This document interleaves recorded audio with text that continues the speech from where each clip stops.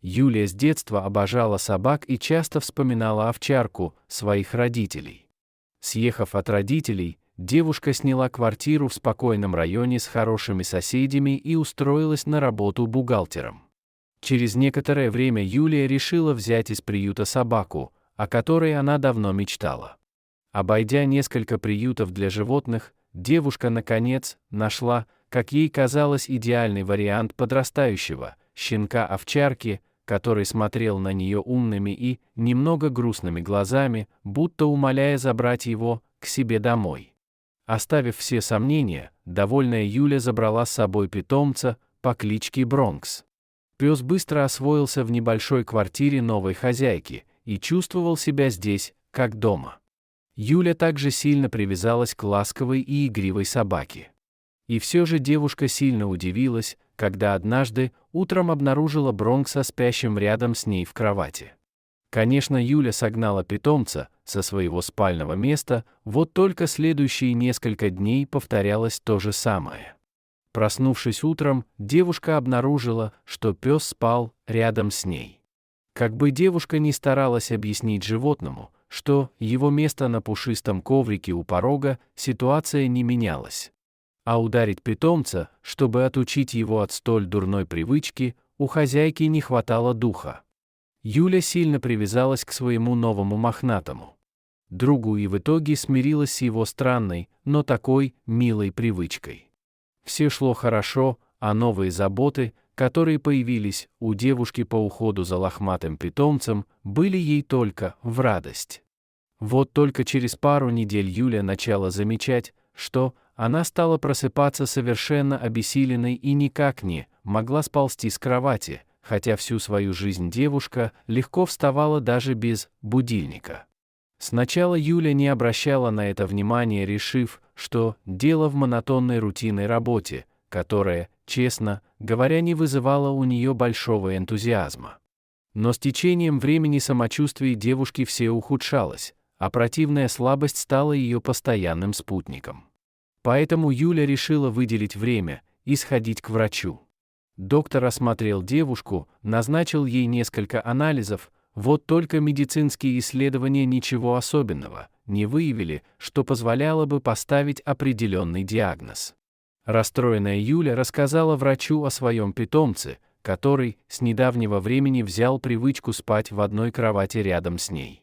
Тогда доктор, недолго думая, пришел к выводу, что у девушки аллергия на собачью шерсть, и назначил ей несколько препаратов для подавления аллергических реакций, а также посоветовал свести до минимума контакты с животным. По возвращению домой, обеспокоенная Юля последовала совету специалиста, начала пить таблетки и постаралась настойчиво объяснить Бронксу, что его место на коврике у двери. Через пару дней девушка почувствовала небольшое облегчение, а собака послушно спала в коридоре. Поэтому довольная Юля решила, что врач оказался прав. Осталось лишь довести курс препарата до конца, и можно вновь радоваться жизни. Через какое-то время Юля выпила все купленные лекарства. Но упрямый Бронкс все-таки иногда забирался ночью на кровать. Кроме того, сама Юля не только окончательно не выздоровела, слабость, вялость и апатия вернулись к ней с новой силой и превратили жизнь бедняжки в настоящий кошмар. Расстроенная девушка не знала, что ей теперь делать, кому обращаться за помощью. Бронкс был таким же активным и жизнерадостным, как и в тот момент, когда она забрала животное из питомника и приютила у себя дома, поэтому Юля пришла к выводу, что дело не в нем. Вот только жизнь Юли, несмотря даже на довольного питомца у ее ног, стала по-настоящему невыносимой.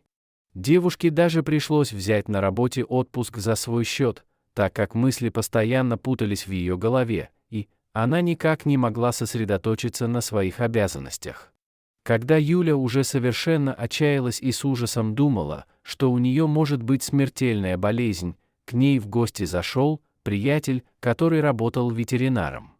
Увидев печальное состояние хозяйки, узнав, что все это началось после приобретения Бронкса, знакомый настойчиво посоветовал Юлии привести собаку в его ветеринарную клинику, чтобы подтвердить или опровергнуть возникшие у него подозрения. Ситуация девушки была безвыходной, поэтому ей пришлось последовать совету ветеринара. Однако при внешнем осмотре Бронкса ничего не удалось обнаружить, поэтому у пса взяли несколько редких и довольно дорогих анализов, результатов которых пришлось ждать целую неделю.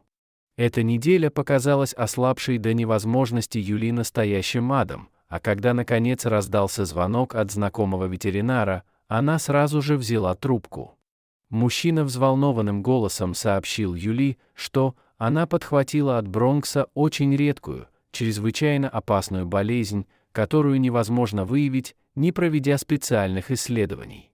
Страшное заболевание редко передается от собак людям, а в случае с Юли это случилось из-за постоянного близкого контакта с питомцем. Скорее всего, в тот момент, когда они спали рядом. Ветеринар назначил для Юли и ее питомца срочный курс очень мощных антибиотиков, добавив при этом, что если бы девушка протянула еще немного, то все закончилось бы для нее очень печально. При этом у самого Бронкса болезнь никак не проявлялась, он был лишь ее переносчиком. Юлия сразу начала принимать лекарства, так же, как и ее питомец.